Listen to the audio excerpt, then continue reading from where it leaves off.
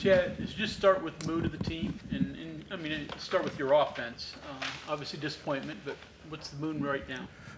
The guys disappointed, no doubt, rightfully so.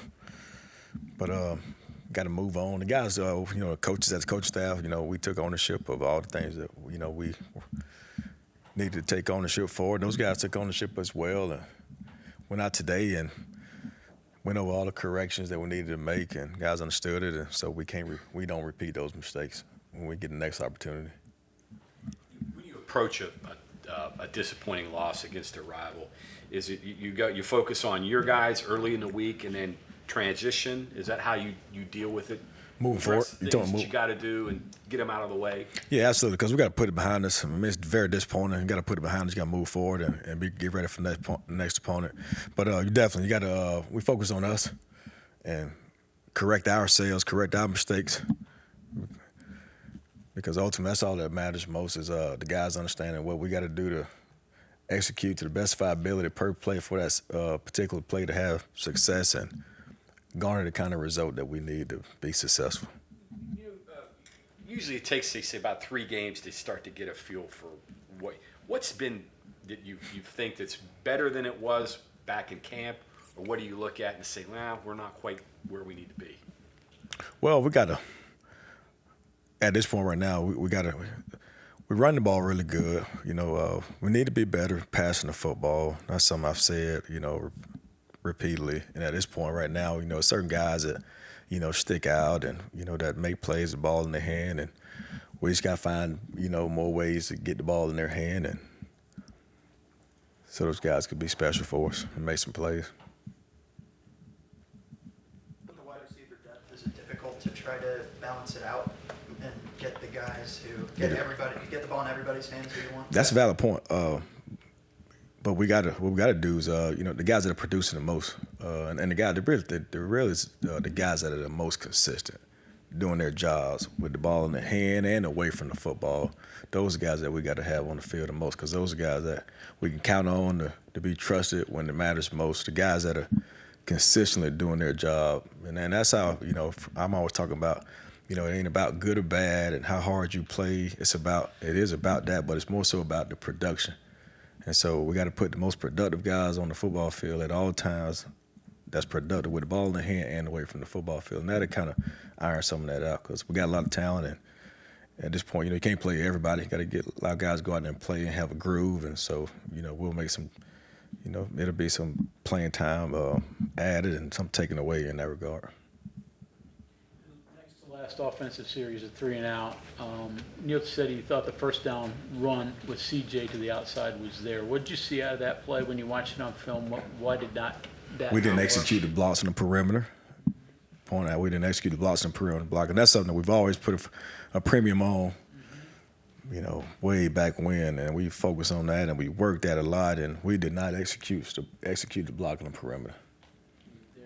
It was absolutely there. It was absolutely there. Yep, it was there.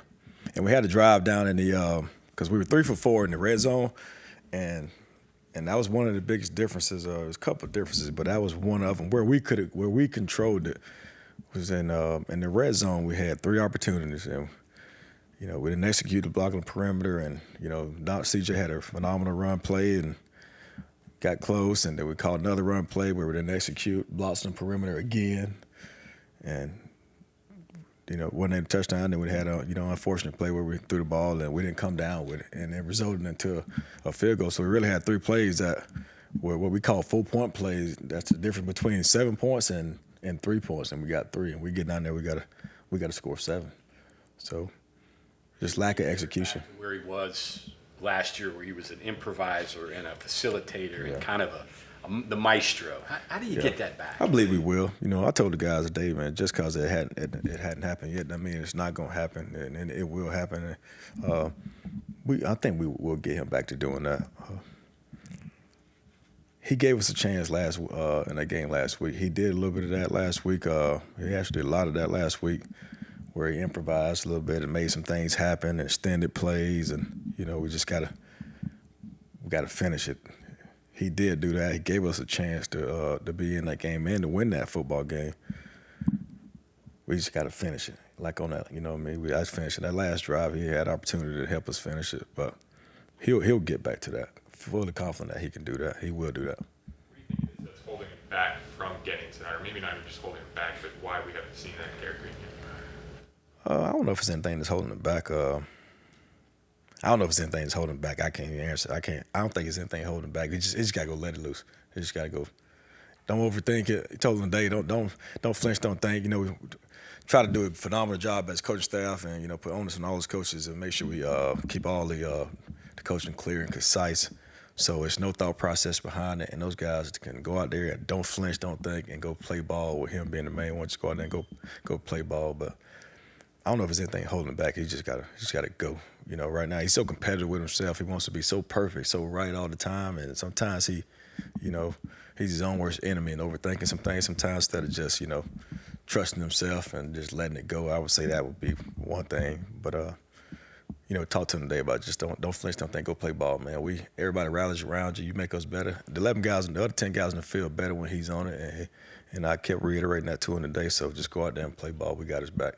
I think it's maybe about being the best version of Garrett and not maybe the best quote unquote quarterback, pocket passer, prototypical quarterback. Is it about that maybe?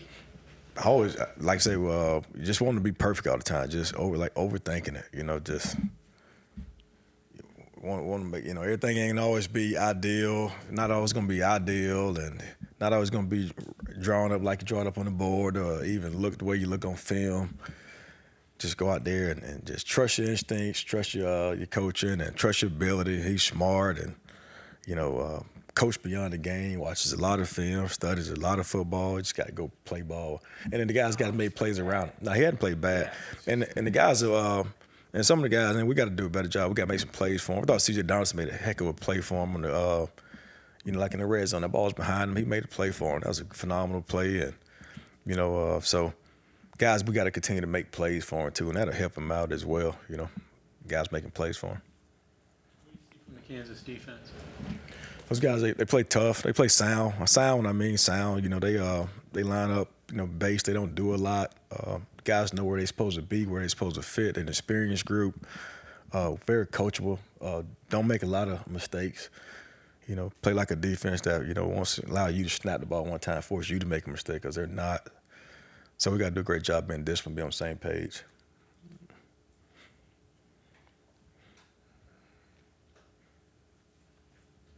Anything else, Coach? Thank you all.